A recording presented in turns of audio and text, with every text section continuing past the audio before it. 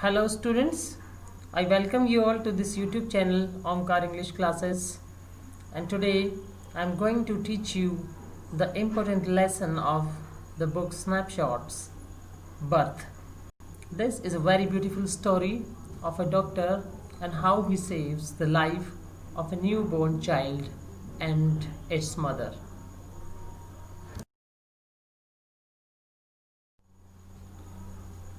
Let's start the explanation. Students, this story is about a new doctor who has just taken his degree and he was new practitioner of this profession. Someone named Joe Morgan comes to the house of this Dr. Andrew Manson for saving the life of his wife and his newborn baby. They were expecting this baby after 20 years of their marriage. Though it was nearly midnight when Andrew reached Bryan Gower, he found Joe Morgan waiting for him, walking up and down with short steps between the closed surgery and the entrance to the house. At the sight of him, the burly driller's face expressed relief. Mr. Joe Morgan was waiting for Andrew outside his house. So it was midnight and Andrew reached his house. So he found Joe Morgan waiting for him. He was restless and walking up and down with short steps. When he saw the doctor, he felt relief. When Andrew reached his house at around 12 at night, he caught the sight of Joe Morgan climbing up and then down the stairs between his small clinic and the entrance to his house. On seeing Andrew, the heavily built driller, Joe, heaved a sigh of relief. Joe Morgan expressed how pleased he was to see Dr. Andrew. He tells Andrew how he has been waiting there for him for about an hour now. Joe's wife needs Andrew to examine her even before the time of her child's birth. She is in a critical situation. On hearing this, Andrew had a sudden flashback of the unpleasant night he had with his girlfriend, Christine. But without wasting future time, he told Joe to wait outside while he got his bag. When he came out, they both began walking towards number 12 Blaina Terrace, where Joe's wife was. It was a cool night and the streets were silent, which made it mysterious. Andrew, who generally is full of life and spirit, was silent and lacked energy.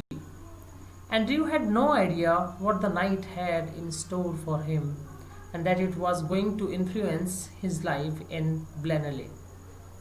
They both walked silently till they reached number 12. As soon as they reached, Joe revealed to Andrew that he does not intend to coming in, but he showed full confidence in Andrew. Joe's voice was tense and under pressure. So students,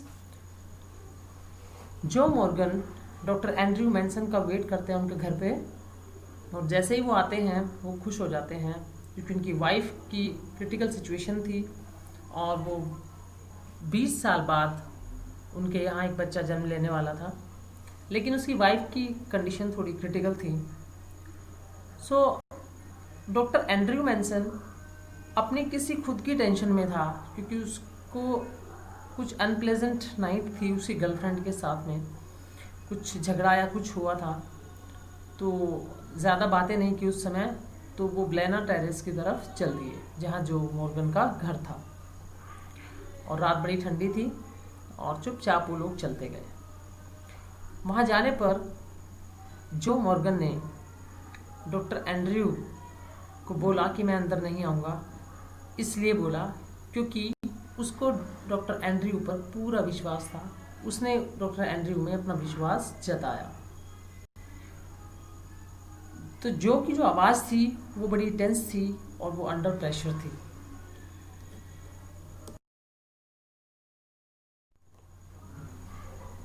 Andrew entered the gate alone. He took the stairs, which were of rather small width, and reached a bedroom. The bedroom was not lavish or luxurious, but it was neat. Inside the room were Joe Morgan's mother-in-law, a woman of around 70 with larger than the average height and grey hair, along with a plump midwife to assist the childbirth. The midwife was also of an elderly age. तो जैसे doctor Andrew वहाँ पहुँचते हैं gate पे, तो stairs से होते हुए सीधे बेडरूम में जाते हैं। अच्छा लग्जरियस बेडरूम था, सॉरी लग्जरियस नहीं था बट नीट था। रूम के अंदर जॉन मॉर्गन की सास और एक लगभग वो 70 ईयर्स की थी, अपनी एवरेज हाइट से ज़्यादा, और एक मिडवाइफ जिसको दाई बोलते हैं, वो वहाँ पर बच्चे के जन्म के समय हेल्प करने के लिए आई हुई थी। Midwife was also of an elderly age. They both sat beside Mrs Morgan waiting for Andrew. Andrew का इंतज़ार करते हुए वे दोनों मिसेस मॉर्गन के पास बैठे थे। The sweet old lady, Mrs Morgan's mother, Susan Morgan की मदर थी ये old lady, offered Andrew A cup of T. उसने उनको चाय दी डॉक्टर को। She addressed Andrew as Batch, which is used while displaying affection. प्यार से उसको जैसे बच्चा बोल देते हैं, इस टाइप से बोला। Realizing that the old lady might be worried about him leaving during the waiting period, he gave her a gentle smile and comforted her by assuring that he will not go away. Doctor को ऐसा लगा कि ये जो इनकी mother हैं Susan Morgan की, ये बड़ी टेंशन में है और इनको कहीं ऐसा ना लगे कि मैं इस केस को बीच में छोड़ के चला जाऊंगा, तो उसने उनकी तरफ स्माइल किया, इससे उनको कंफर्ट मिला। The face that she anticipated the period of waiting and was worried about him running away made Andrew realise that she was wise and had plenty of experience. तो एंड्रयू को भी लगा उसके बाद जो उसने फेस बनाया अपना, कि उसकी चिंता की रेखाएं उसके फेस से उतर गई और एंड्रयू को लगा कि इस लेडी को बहुत एक्सपीरियंस है अपनी लाइफ का। He sipped the tea in the kitchen downstairs. नीचे की तरफ किचन में वो चाय पी रहा था। Though he was mentally and physically exhausted because of unpleasant meeting with Christine. Christine girlfriend थी एंड्रयू मैनसन डॉक्टर की, तो इसका कुछ उसके साथ में कुछ अच्छा खासा सुखद एक्सपीरियंस नहीं था। He knew it was impossible for him to even get an hour's worth of sleep if he went home. वो जानता था कि उसके लिए थोड़ी बहुत नींद लेना भी मुश्किल होगा अगर वो घर चला गया, क्योंकि क्रिस्टीन के साथ में उसका झगड़ा हुआ था। Although new in his line or practice, वो अपनी इस लाइन में, डॉक्टर्स लाइन में और अपनी प्रैक्टिस में नया था।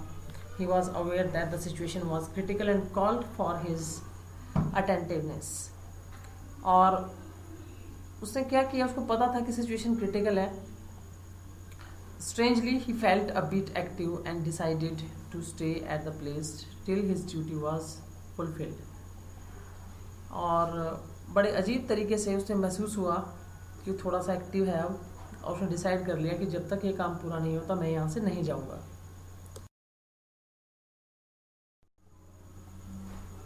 He went upstairs after almost an hour to check upon Mrs. Morgan. वो ऊपर सीढ़ियों पे चला गया लगभग 1 घंटे के बाद मिसेस मॉर्गन को चेक करने। He sat near the kitchen fire. तो वो किचन के पास आग जल रही थी, वहाँ उसके पास बैठ गया। Upon coming back, वापस आने पर, it was that time of the night where everything was still. The only sounds that came was of the ticking clock, Joe's footsteps from the outside, and from the almost extinguished piece of coal. चारों तरफ से आवाज़ कुछ नहीं आ रही थी, बस जो के इधर उधर चलने की आवाज़, घड़ी की आवाज़, कोल की आवाज़ चल रही थी।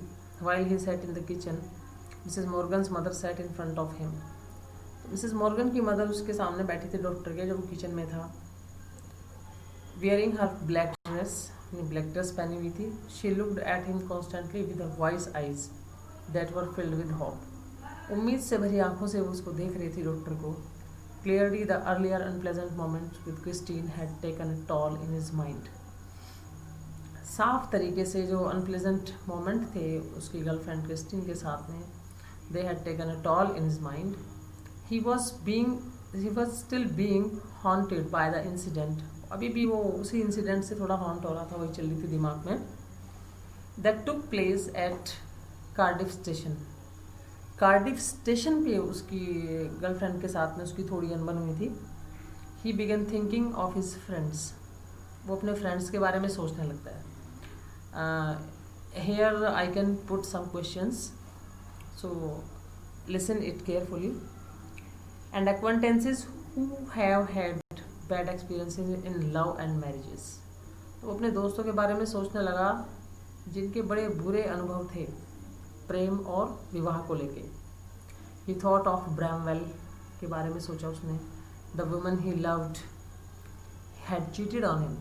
जिस औरत से उसने प्यार किया उसने उसको धोखा दिया. He contemplated upon the relationship of Edward Page. Edward page के बारे में सोचा उसने, who was committed to a dominating woman named Blagwen. जो एक डोमिनेटिंग वुमन के साथ कमिटमेंट हुआ था उसका, उसके साथ रहता था. He reflected upon how Danny is living away from his wife not so happily. और ये बात दिमाग में है कि एक डैनी है, एक फ्रेंड उसका, कैसे वो अपनी वाइफ से दूर रहता है और सुखी नहीं है. All of this brought him to an inference that made him cringe. तो सारी चीज़ें उसके माइंड में चलती रही और उसको कुछ अच्छा नहीं लग रहा था. उसके माइंड में एक तरह से एक झनक हो रही थी, पूरे दिमाग में उसके ख्याल सही नहीं चल रहे थे लव एंड मैरिजेस को लेके. He wished to believe that the institution of marriage was a cheerful one. वो विश्वास किया करता था कि जो शादी की जो प्रथा है ये बड़ी प्रसन्नचित होती है, प्रसन्नता देने वाली होती है. One that guaranteed peace and companionship. ये शादी शांति और साथी देने की गारंटी होती है शादी. He also had no other reason to believe otherwise. With Christine's shining eyes in his mind. तो उसके पास कोई और रीज़न तो नहीं था इस बात पे यकीन करने का. Otherwise with Christine's shining eyes in his mind. बस बाकी उस क्रिस्टीन की जो चमकती आंखें उसके दिमाग में चल रही थी, बार बार सामने आ रही थी. He was undoubtedly facing a conflict with all his mind. एक कॉन्फ्लिक्ट चल रहा था दिमाग में, हार्ट में एंड सोल में, इन disagreement. He thus rested his chin on his chest. तो उसने अपना सर लटका लिया, अपनी चेस्ट पे अपनी ठुड्डी रखी and pulled out his legs while he glanced at the fireplace. और अपने पैर पसार लिए उसने क्योंकि आग के पास बैठा था, थोड़ा गर्माहट मिला उसको. He sat still for a few moments. थोड़ी देर के लिए बैठा रहा. His mind was still preoccupied with Christine until the old lady broke her silence. She was thinking about something else. तो जब तक वो शांत रहा, क्रिस्टीन की ही चीज़ें उसके दिमाग में चलती रही, जब तक वो ओल्ड लेडी ने उस शांति को नहीं तोड़ा, क्योंकि वो कुछ और सोच रही थी. वो ओल्ड लेडी कुछ और सोच रही थी. उसके दिमाग में क्या चल रहा था कि किसी तरह उसकी बेटी और उसके नाती की जान बच जाए. Students, thanks for watching this video. Please don't forget to subscribe and share this channel and press the bell icon if not pressed. Students, one by one and slowly I will prepare important videos on this YouTube channel to make you understand more and more about grammar. Further, I will also explain many types of grammar topics like passive voice, indirect speech, prepositions, modals, etc. You will find more and more. Thank you. Have a nice day.